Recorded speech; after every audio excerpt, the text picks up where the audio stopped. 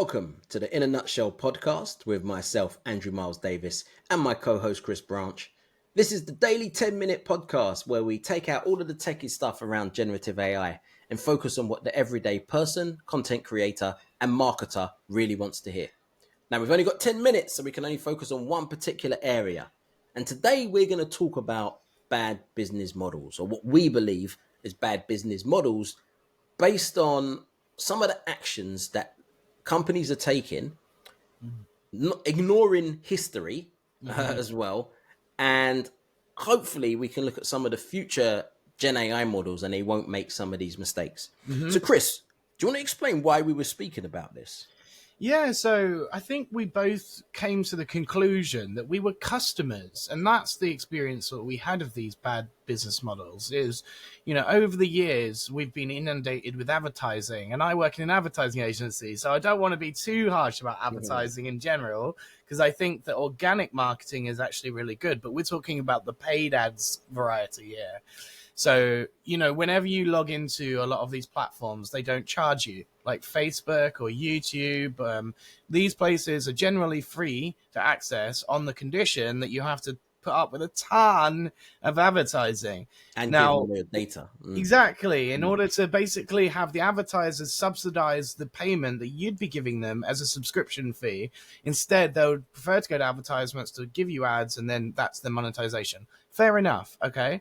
Now, the problem comes when your subscription tier includes the perk of not being shown advertising. And then over time, as you've pointed out on LinkedIn yesterday, and now Amazon Prime's just announced this for their Prime, and we all watch football there, we're going to have to deal with advertising even though we pay for Prime in order to not have advertising. So this is like, we're 15 plus years into the digital economy now, and advertising is still the number one model by a milestone. No one's got any other ideas when it comes to monetization, and it's very frustrating to the customer. So that's the main issue. I don't think they'll stop ads. I think they'll need ads, because if you think about it, people always want to put their products or services in front of the relevant people. I'm saying this with a giant Sports Direct coffee mug. You can tell you're a Newcastle fan. But what you're going to find, so there'll never be, they'll always advertise. But one thing that Facebook did really good at the beginning was they managed to make it a bit more relevant. So when I was at MySpace, like a lot of the, why did MySpace fail? One of the things was it tried to create the ad model, a traditional ad model on a digital platform, which doesn't work, which is display ads. Even though it's on websites, display ads generally do not work. If you've got something with a 0.01% click-through rate and that's success, no, it's not really. What Facebook did really good was it managed to make it a bit more relevant. But like with everything, now they've gone over the top. Like one of the things, as Chris mentioned, I posted on LinkedIn just what my Facebook feed looked like. And it was atrocious. Advert. This is from the beginning. Advert, follow, something I follow. No, something I didn't follow. Something that was follow. Like, they suggest you follow. Advert, my friend, follow, advert. And so 1 in 10 is actually for you. I was thinking, no wonder people don't go to Facebook as much. It might not be, a lot of people say, because their mates are not in it. It's just that most of the content they see is stuff they haven't selected.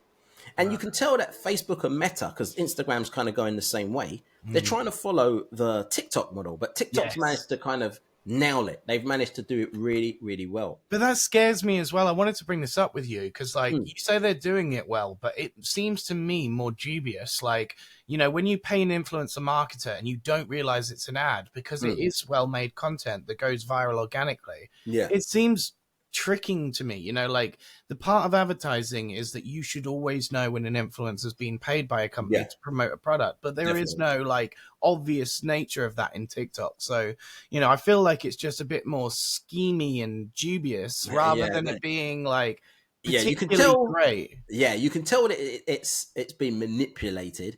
A lot of that goes down to just general ethics and understanding certain legal things, making sure it says hashtag ad, making sure that on TikTok, you're going to have some form of sign that states this is a paid Sponsored, yeah. sponsorship. You know, I think that the way, going back to when you was talking about Amazon Prime, you know, that model there frustrates me as well, Mm-hmm. because it reminds me of the old Sky model. When I Mm-hmm. first got Sky, this was a matter of years ago.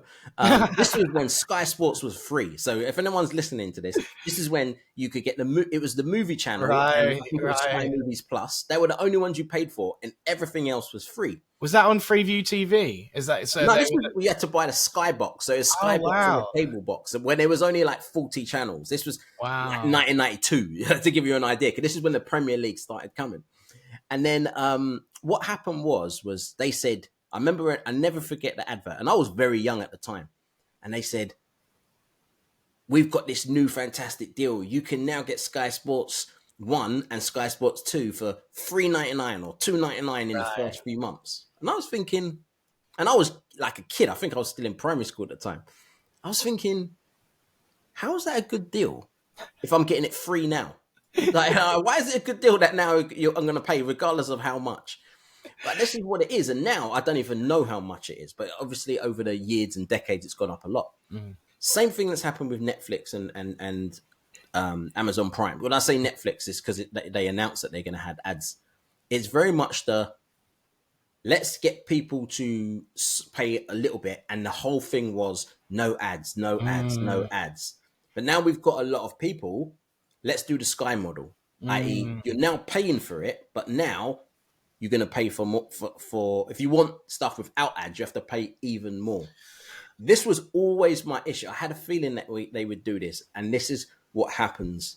And this is I won't say it's too late, because I always think it's very difficult to monetize content in a world where you can get content for free just as easy as you can get it. That's a very good point you're making, because you've been in content for so long, since MySpace. That's a very observant thing. Way before MySpace. Yeah, yeah. Well, exactly. Like, since content's been on the internet, it's been a very difficult thing. The thing that I'm most disappointed about is that these companies are so innovative in their products. Yeah. Netflix was revolutionary. But why couldn't they innovate on their business model? Like, these are the reasons. It's like you went so far down the tunnel with your own like product development that you never looked at your own business model in order to try and make that different.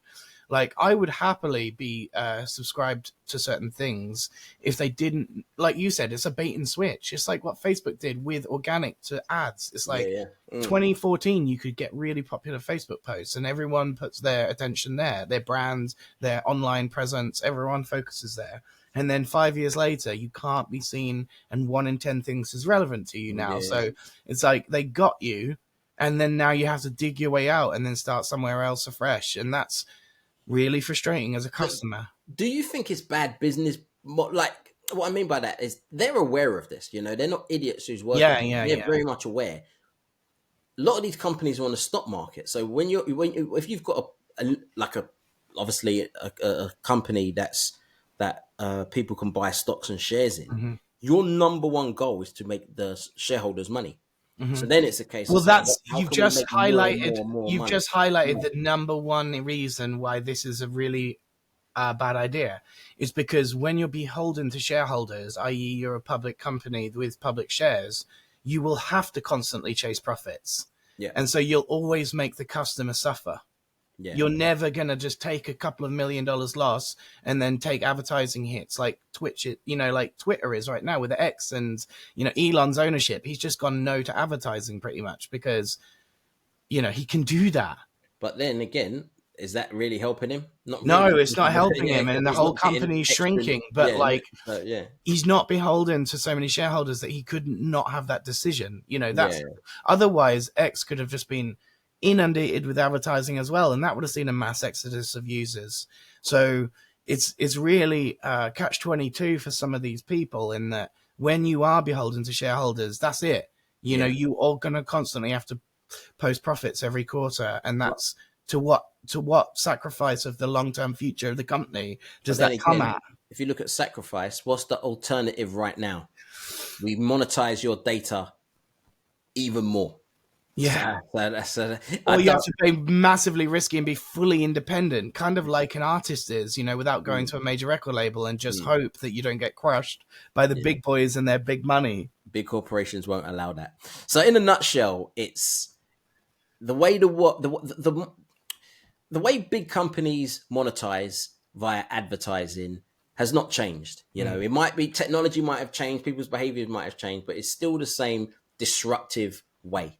Mm. And one of the things that we really hope is that all these Gen AI companies that's coming out, will they be the ones that change things? You know, Mm. or will they do what they typically happens? They'll grow, they'll grow, they'll grow, and then they need to make the shareholders money, and then they end up spoiling the user experience. When the users then go to something else, and then that will Yep. grow. Are we in this cycle? Will it ever change? Exactly. Maybe open source is the answer to some of that, but who knows? Maybe it's not. Maybe it's just another false prophet. You've no idea yet. So, fun episode.